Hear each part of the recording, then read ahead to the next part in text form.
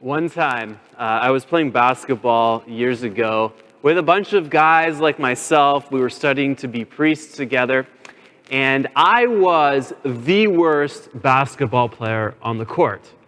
So naturally, they put me with the best basketball player on the court, Neil Joy, shout out to him. He was a real baller, okay? This guy knew how to play ball. He played in high school, he played some in college, and so we were playing basketball.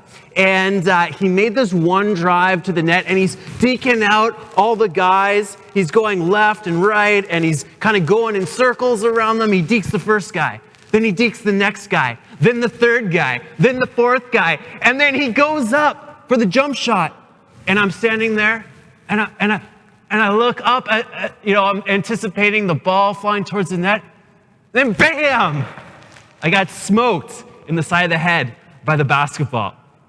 See, Neil, he went up for the jump shot, but he faked the shot and he sent a pass over to me. And he was so good at the fake shot that he faked me out. You know that expression, never take your eyes off the ball? Well, I think they say that for our own protection. I took my eyes off the ball, and so I didn't see it when it was flying towards my temple.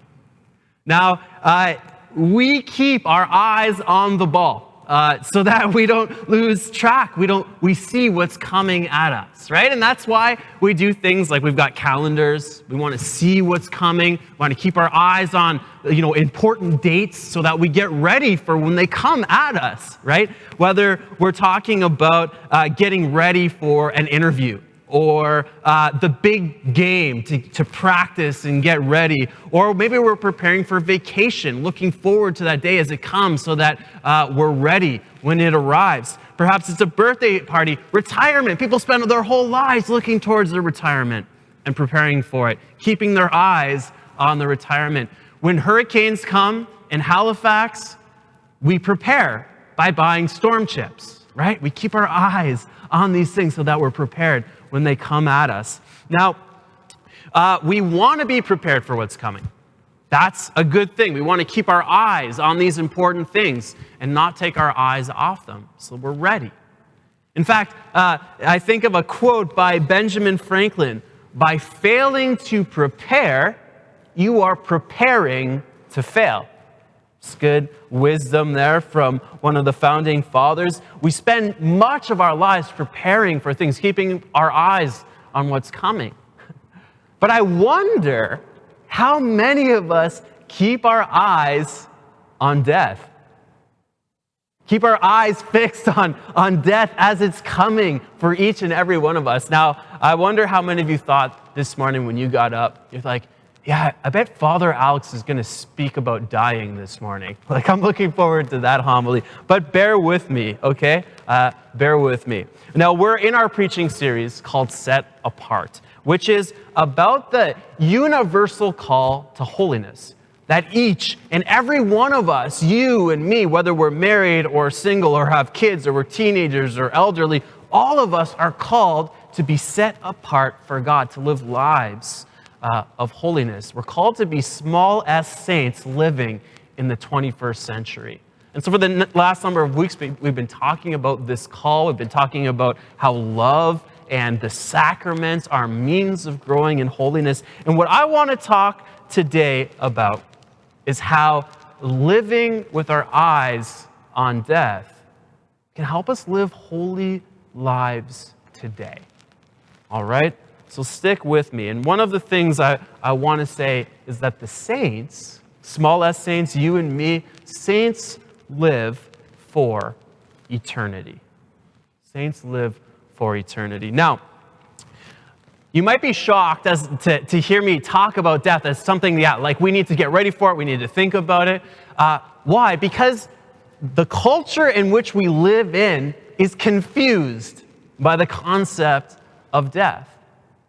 Now, on the one hand, it's not a stretch to say that we live in a culture that's desensitized us to the reality of death. I mean, just think about it. It's in all our video games. we play where the goal is to get as many kills as possible. We watch television shows like The Walking Dead. It's in our movies. We're inundated with images from the 24-hour news cycles of death all around the world. So on the one hand, we're desensitized to the reality of death. And on the other hand, we want to deny death. We want to ignore it. We want to avoid it. We want to deny it. We want to defy it. We do things like we hide our age and the reality that we're getting older day by day. We want to put on anti-aging cream. We want to dye our hair. We want to deny the fact that we're getting older. One of the things we see is that fewer and fewer people are having funerals for their loved ones. They're cremating the bodies of the deceased loved ones and skipping right to the burial. They're skipping the whole grieving process, the whole kind of reflection on the meaning and purpose of death. We want to deny death. So the culture in which we live, on the one hand, desensitizes us to death, and on the other hand, wants to deny death because it makes us uncomfortable. Modernity doesn't know what to do with death.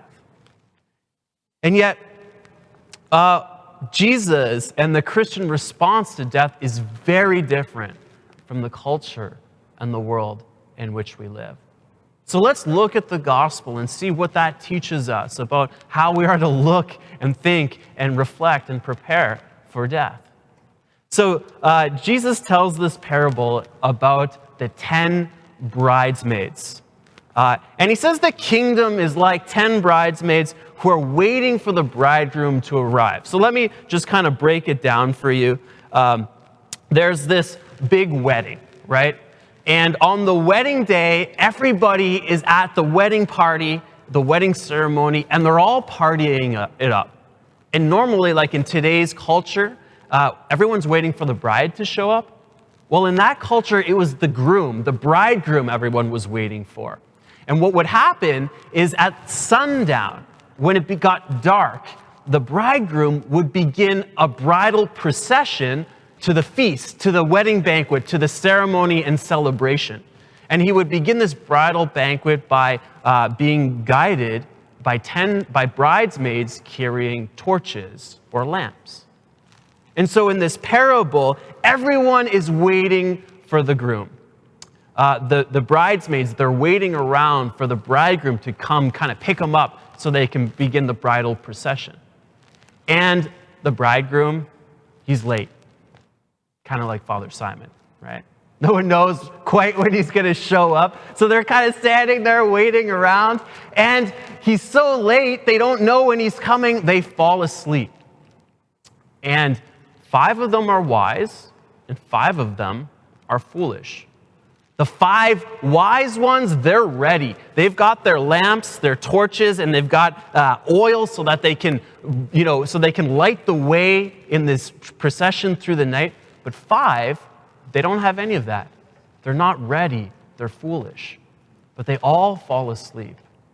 And then the bridegroom arrives suddenly at an unexpected hour, and they begin the bridal procession. And the ones who are foolish and unprepared, who took their eyes off the bridegroom, took their eyes off the time of preparation, took their eyes off this period of waiting, they had to go find oil for the procession.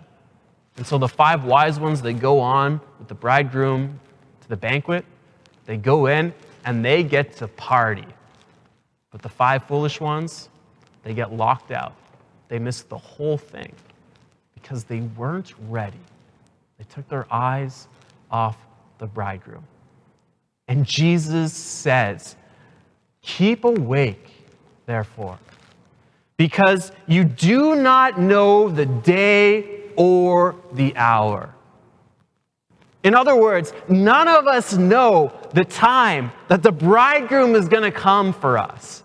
He could come today and he could come tomorrow. He could come 30 years from now, but he says, be ready, for you do not know the day or the hour. Now, I know that seems kind of like, oh man, what a downer Sunday morning. Like, thanks Jesus, you're ruining my beautiful Sunday morning talking about our end, our death, the end of our lives. But there's real wisdom in this. Just think about it for a second. Consider this, right? What if I told you that tomorrow you were going to die? How would that change the way you lived today? If I was going to tell you that 12 months from now, you're going to pass away, like your end is coming, how would that change and shape the priorities that you had for the next 12 months of your life? Boy, I bet our priorities would change pretty quick. I bet you'd spend less time scrolling through Facebook and more time forgiving the people who hurt you. I bet you'd probably spend less time playing Call of Duty and more time in the confessional, getting your heart and your life right with God. I bet we'd spend less time shopping and binge watching and more time loving and serving the people in our lives. I bet we'd spend less time watching The Bachelor and more time with your grandmother. Less time worrying about things that don't matter. You see, by keeping our eyes on death, it brings into very sharp focus what's important in our lives. It shapes and molds and directs our priorities so that when death comes, we're not caught unexpectedly. We're not caught afraid. One of the unique privileges of priesthood is that I get to spend a lot of time with people who are near the end, who are approaching the end of their lives. I've been at the bedsides of people as they transitioned into death. And one of the things I've noticed is that generally people have two responses in the face of death. Some people face death filled with anxiety and fear. And the other group of people, they face death with peace. And dare I say, some of them even joyfully. And when I think about it, I think that the difference between those two groups of people is the way they live their lives. See, some of those people live their lives with the proper priorities. They live their lives with death, with their ultimate destiny in mind. And so that they didn't waste time doing things that they would regret. They lived their life in light of eternity. And see, here's the thing, right? The saints, they were never afraid of death because they lived every day to the fullest. And that's the great irony. The more we're prepared for the end, the more we're ready for the time that the bridegroom will come for each of us, the more fully we can live today. See, meditating on death is an antidote to mediocrity. It's a way that we can begin to get our priorities in proper order. For generations, the church has encouraged this as a way of living to the fullest today. Many of the saints, the church gives us this phrase, memento mori. Remember death. One saint, Saint Jerome, he was an early Christian saint, translated the first Greek Bible into Latin. And he had a human skull on his desk that would just remind him of his end and of the vanity of the unimportant things of this life so that he could focus on what's most important. The Bible tells us in the book of Sirach, in all you do, remember the end of your life and you will never sin. Talk about an antidote to sin. Just think about your death. There's so much wisdom in it. St. Rose of Viterbo, she wrote this: live so as not to fear death. For those who live well in the world, death is not frightening, but sweet and precious. Talk about countercultural. Imagine thinking of death as if it's sweet and precious. That is so different from the way the culture we live in thinks of death. but it's about living life to the fullest today. So Jesus says, therefore, be watchful, for you know neither the day nor the hour. I want to tell you about a guy who I think is a great story of somebody who lived by that motto, memento mori, who lived the fullness of life today in light of the end. He kept his eyes fixed on the ball, on the end. Right? This name is Carlo Acutis. He's a millennial like me, born in 1991. He grew up in Milan, Italy, with his parents. And in many ways, he's just an ordinary kid. He was into computer programming, and he liked to make websites for fun. He wore Nike shoes and dressed in jeans, and he liked playing PlayStation. Mario Kart was one of his favorite video games. He liked watching Pokemon, okay? Now talk about a guy I can relate to. He liked watching Pokemon. But Carlo lived his life in a constant state of readiness. See, he kept his eyes fixed on the end. He was devoted to God from the time that he received his first communion. He never missed an opportunity to go to church. And whereas most kids have to be dragged to go to church kicking and screaming, Carlo would drag his parents to church as often as he could. With his great love for Jesus in the Eucharist, he said this, I love this quote, "The more often we receive the Eucharist, the more we will become like Jesus, so that on this earth we will have a foretaste of heaven." See, he was living now, thinking about eternity, about heaven. Now, at the age of 15, Carlo died tragically of leukemia. This 15-year-old kid. And as he approached his end, he was asked about his coming death. And you'd think that this 15-year-old kid, so full of promise, not having kind of lived the typical life we would think, having traveled the world and had all these amazing grown-up experiences, 15-year-old kid, full of promise, full of potential, facing the end of his life. This is what he said: "I am happy to die because I live my life without wasting even a minute of it on anything unpleasing to God." Astonishing. This 15-year-old kid, unafraid of death, because he lived his life every day to the fullest of its potential. Now, Carlo, he's on his way to becoming a saint. He's actually in the third stage of the four-stage process. He was beatified on October 10th. Last month. This blessed Carlo Acutis, this example of a man, a boy, living every day to the fullest in light of his eternal destiny, in light of the end, in light of the bridegroom who is coming for him. Now, we don't have to be afraid of death. If we begin living the right way today, for those who live their lives in light of their eternal destiny, who give their eyes fixed on the end, death is nothing to be afraid of.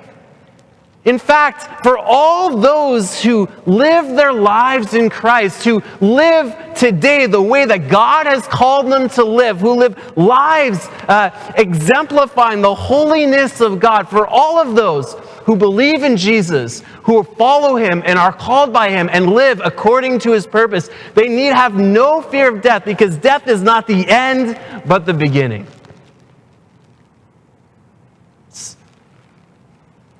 In short, Jesus is saying to live as if you were dying, because you are.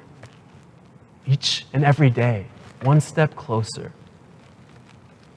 And to quote blessed Carlo Acutis. He says this: our goal must be the infinite and not the finite. The infinite is our homeland. We are always expected in heaven. And so today, now is the time to choose to live for the infinite.